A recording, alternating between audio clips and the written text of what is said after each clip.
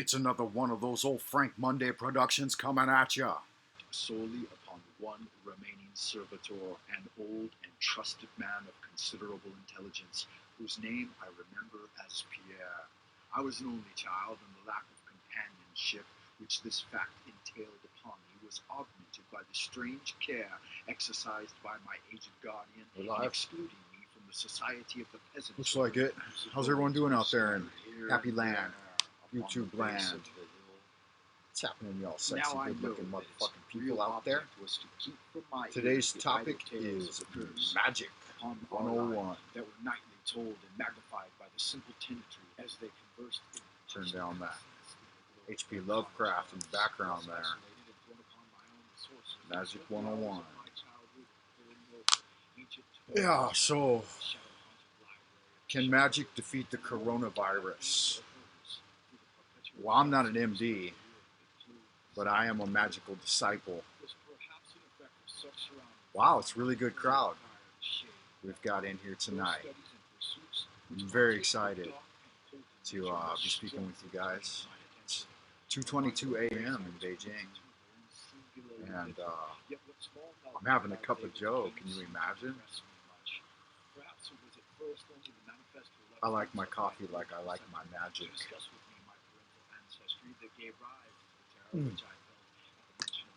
Dark, strong, bitter.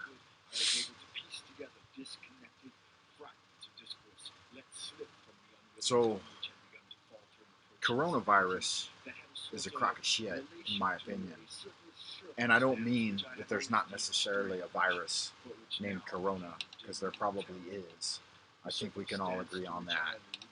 But the reaction by the governments taken on the ground do not meet up with the stats of the actual pandemic. So I wanted to bring to mind again, just really quick, the Hawaiian scholar, Hawaii.edu, Death by Government. The scholar A.J. Rummel did a book where he talked about it, and he lists the numbers, and it's pretty frightening. I mean, you can look it up. I'll leave the link below. It's called Power Kills, and he's got 3 quotes to start it off here. He's got: power gradually extirpates for the mind every humane and gentle virtue. Edmund Burke, A Vindication of Natural Society. Don't really understand that. I have to look up the word extirpates. I guess it's exterminate, something along those lines. Extirpates the mind. Extirpates. Gradually extirpates the mind. It takes out of, eliminates from the mind every humane and gentle virtue. Okay. Power, like a desolating pestilence, pollutes whatever it touches. Shelley from Queen Mab III. Queen Macbeth III. Not sure about that one either. Shelley. Maybe that's a reference to Shakespeare. This last one I can get my fucking head around. Power tends to corrupt, and absolute power corrupts absolutely. That was the Bishop of Cretan, in a letter to the Bishop of Cretan by Lord Acton. Power kills. Absolute power kills absolutely. This new power principle is the message emerging from previous work of the causes of war in this book on genocide and government mass murder, what he calls democide in the 20th century. The more power government has, the more it can act arbitrarily according to the whims and desires of the elite. The more it will make war on others and murder its foreign and domestic subjects. The more constrained the power of governments, the more it is diffused, checked, and balanced, the less it will aggress on others and commit democide.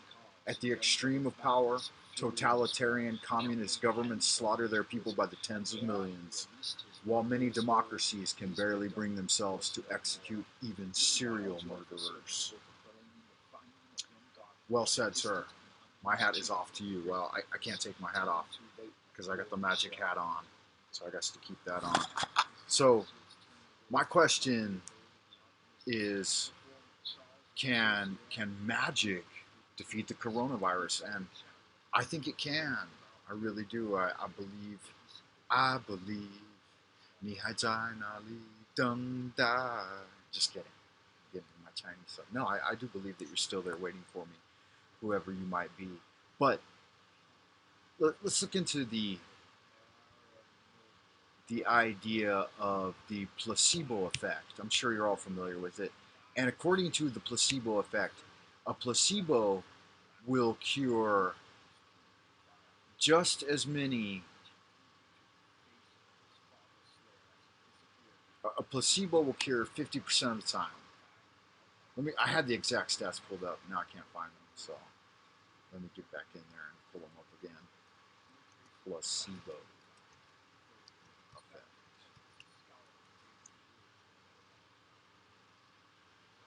A beneficial effect produced by a placebo drug or treatment which cannot be attributed to the properties of the placebo itself and must therefore be due to the patient's belief in the treatment.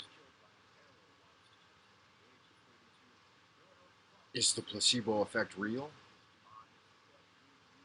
Ha! It says now science has found that under the right circumstances, a placebo can be just as effective as traditional treatments. There you go. I mean, that's quoted up August 9th, 2019. The idea that your brain can convince your body a fake treatment is the real thing and thus stimulate healing has been around for millennia. Now science has found that it's just as effective as traditional treatments. So, in my multi-model approach to magic, one way you can look at it is that it's a placebo. Voltaire drank 70 cups of coffee a day, and he lived to like what, 89?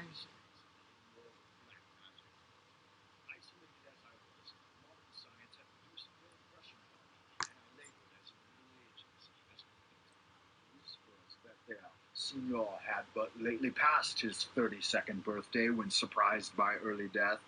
Louis, son de Robert, was found drowned in the moat at the same fateful age. And thus, down through the centuries ran the ominous chronicle. Henri's, Robert's, Antoine's, and Armand's, snatched from happy and virtuous lives when little below the age of their unfortunate ancestor at his murder. That I had left at most but 11 years of further existence was made. All right.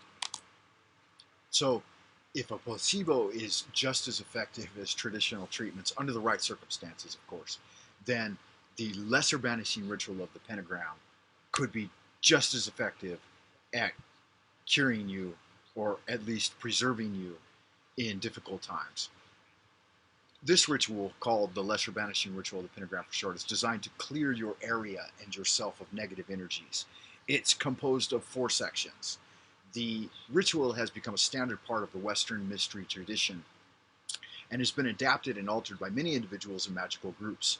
A basic version, the only magical tool you need is a dagger, or you could just use the fingers. I like to use the fingers. Yeah, so you should hold them in the form of the sword hand I like to use and the thunder hand, so lightning and thunder. That's how I like to do it when I don't have anything on me. If I got a magic wand, like a fire wand or an air wand, then I'll use it. The odd words are English versions of the Hebrew using transliterations based on modern Hebrew, as the pronunciation of ancient Hebrew is debatable, just like the pronunciation of ancient Chinese is debatable. So use your best guess. For the Kabbalistic cross, you start the ritual with forming the rose cross. So Yod, He, Vav, He. But it's Atah, thine is, or I am, Malkuth, the kingdom, Vegubra Vegubla, the power and the glory, Leolam, Amen, forever and ever, Amen. So the basic Hebrew translates to the Lord's Prayer. Our Father who art in heaven, hallowed be thy name, thy kingdom come, thy will be done, on earth as it is in heaven, as above, so below. Give us this day our daily bread, and forgive us our trespasses as we forgive those who have trespassed against us. Lead us not into temptation, but deliver us from evil. For thine is the kingdom, the power, and the glory, forever and ever. Amen. So that gets you started. And that's the start and finish of the ritual. In the middle, you have to circumambulate the altar, which just means you walk around in a circle. So you walk first facing east, you walk towards the east, and you point east. And you'll make a pentagram in the east. This way. All right. And then you invoke a god name to charge it. Now, you should use the astral energy, the astral sphere, the mind, to form the pentagram in a certain color of astral light, which basically means you just visualize it. You can do it with your eyes closed, but you try to visualize it with your eyes open directly in front of you. The most prevalent way that it is taught is to visualize your pentagrams in electric blue light, okay, which is the color of electricity.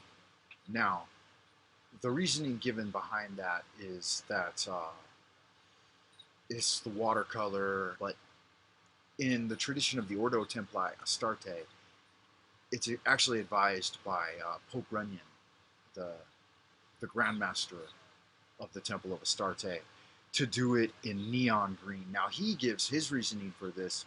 Go ahead and use the invoking ritual, invoking pentagrams. Use the color neon green.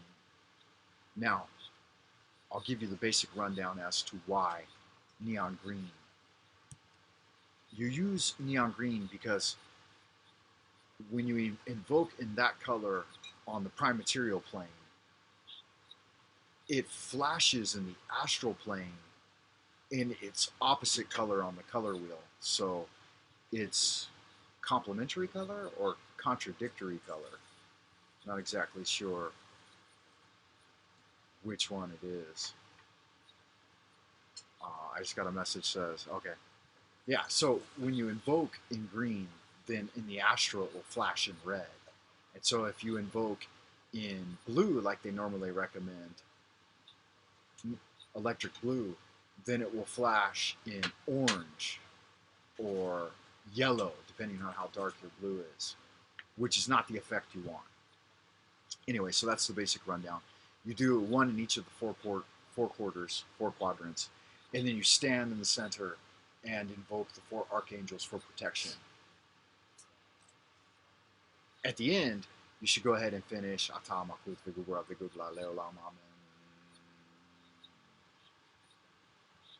and it's a basic ritual that teaches you the process of beginning and ending with clarity and completion. Now, a lot of folks would rush you past this degree of neophyte or past the forest and push you to move beyond these basic formative rituals. But the old adage from Kung Fu says that you should do your practice 10,000 times in order to master it. Now, how many magi out there, practicing magicians, do you think have done 10,000 repetitions of the LBRP or pentagram ritual? How many, if you did the ritual, if you did the pentagram ritual once a day, every day, how long would it take you to do 10,000 reps? Yeah, that's a long time, right? So I started my magical career and invoking this and doing the pentagram at about 13 years old of that one ritual. Obviously, it's a fundamental practice, basic, brass tacks, but you shouldn't overlook it. It's little things like that. I'm getting distracted. I got all kinds of things going on right now. I'm not exactly sure why. But it's little things like that that you should not overlook. I saw a quote recently by Arthur Edward Wyatt on this. He said, the star formed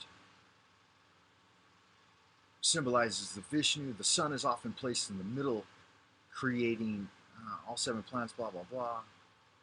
He's talking about Solomon still here, and that was a quote by Eliphas Levi. And I'll try to hunt it down and shoot it out to you. Let's see what we got here. Give me 1 minute. Dig it up.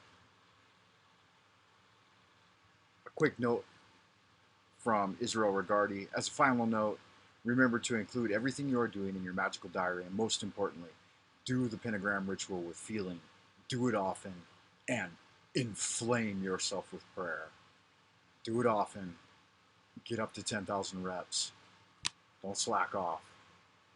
I love you guys. I'll see you sexy motherfuckers in the future. As above, so below, into the abodes of the abyss. Thank you for watching Lunar Light Entertainment.